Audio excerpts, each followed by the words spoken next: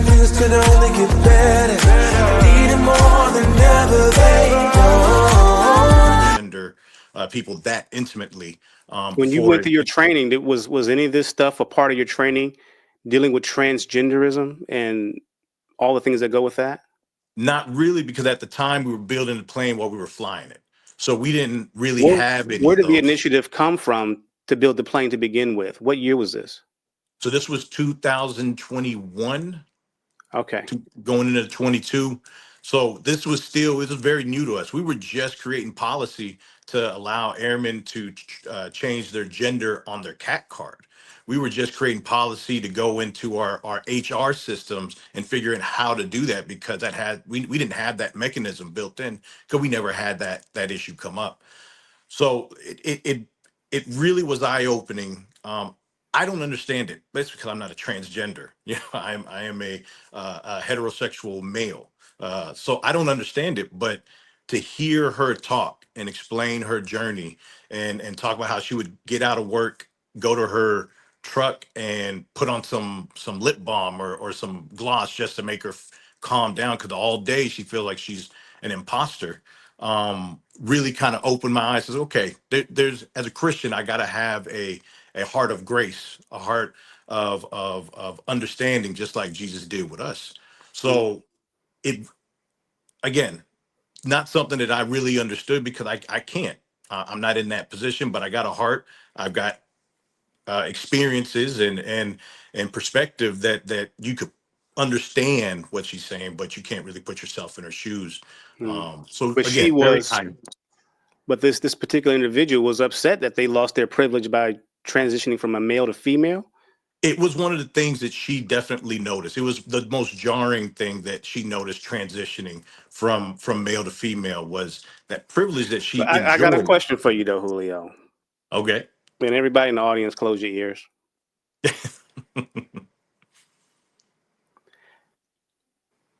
How much of a woman did this transgender person actually look like?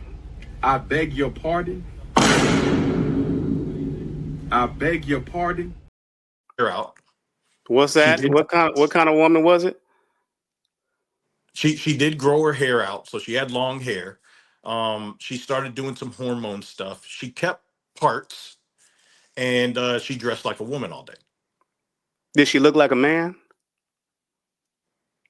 Yeah. Like if you looked at her, you would do a double take. You get what I'm saying? Hold on. Julio, my fault. I'm not just be a little confused. So she was she was born. What was she, or what was the person born? A male. So the person was born a male. Yeah. I was like, because you keep referring to her as she, but you're saying she because that's what she has. That's what. Right. That's what she wanted to be identified. Yeah. Yeah. Okay. Yeah. Okay. All right. Yeah. No, I was kind of confused. Okay, I got it. Hey, the question: Are you still in the military now? No, I'm retired.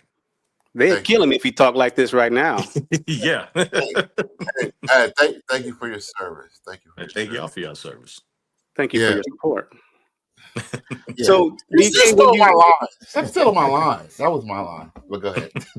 But DK, when you hear that, you have a man identifying as a woman, going through medical treatment and to transition, feels like they're trapped in the wrong body, and also not physically and aesthetically looking like a female. Where does that put you? What mindset does that put you into about this whole transgender issue in the military? Puts me in. I'm just confused. I'm confused about the whole situation to begin with. You know what I mean? So that's the first thing. Number two, like for me, I think one of the biggest things like I took away from the video was, the medical leave that you have to take, to do some of these procedures and how that can affect the readiness of the unit. You know what I mean? If you're, I feel like I was an important part of my unit. My unit needed to move, and I was getting, a sex change at that time, and I couldn't move. It could affect the readiness of my unit to go somewhere. You know what I mean? So it's one thing, if you get hurt or this, but when you're taking a elective surgery or elective issue to do something that's really not fair to the unit. I But mean, if you get hold on, DK. Now, DJ4P, when you hear this, isn't this the same thing as getting, your wisdom teeth taken out, or, no, no, they're not. I said it. That's to me. That feels like that's an elective thing. Like that's something that you don't have to do. well, That might so is the somebody. wisdom teeth, right? So isn't it No, isn't it the same yeah, thing, yeah, DJ4P?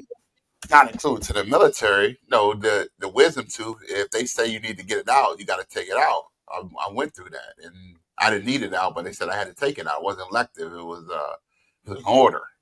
It was torture, according to what you told me. Oh yeah, I didn't go do it. I just obeyed the order. So So when go you ahead. hear that, DJ4P, do you feel like that has an impact on readiness? Something that's an elective surgery that could possibly take somebody out of the pipeline for doing their main mission in the especially the Air Force, the Air Expeditionary Force. You got to be ready to go battle in a foreign nation. Thoughts? So I lean towards what Julio said in the sense that, there's a lot of things that it's not for me to judge or dictate from a subjective standpoint because I'm not. Hey, this guy works for public affairs, man. I'm not. I'm not into that. I'm not into that community. I'm not, dealing with the struggles or the fight that community's dealing with. However, on the flip side of that, there are a lot of challenges that come with dealing with, like he explained. There's a lot of, like Junior explained. There's a lot of challenges that come with dealing with, having to accommodate for certain things. And in this case, I would say it's something that people are not looking at in the grand scheme of things, where it's what's going on in that person's mental, that's causing them to have whatever it is feelings, thoughts, chemistry that make them say, I feel like I'm in the wrong body. What's going to happen if that person gets out into the field and start having some issues here? That's what I would be more concerned with. Well, and this is a hot topic here, and we're going to get to you also, JR, because it sounds like you've had some extensive experience supervising individuals with these challenges that may have affected readiness. But matter of fact, let's just go ahead and straight to your opinion on that, JR. Do you think that this affects readiness? It affects readiness a lot because not only does like 4P said, their mentals when they get on the battlefield, they might be all over the place. But What do you mean they might be? Either they are, they aren't. They're going to be all over the place. Prove it. I can't prove it, but they're going to be all over. If they're all over the place in garrison, they're going to definitely go all over the place in the field. So you're telling me just because this guy felt like he needed to go to the car and put on some lip gloss and he didn't feel like he was in the right body, that gender dysphoria could potentially seep into his ability to be effective in the battlefield? Yes. Yes. And not just that part. They have to have different room accommodations. See, that's the thing that gets me.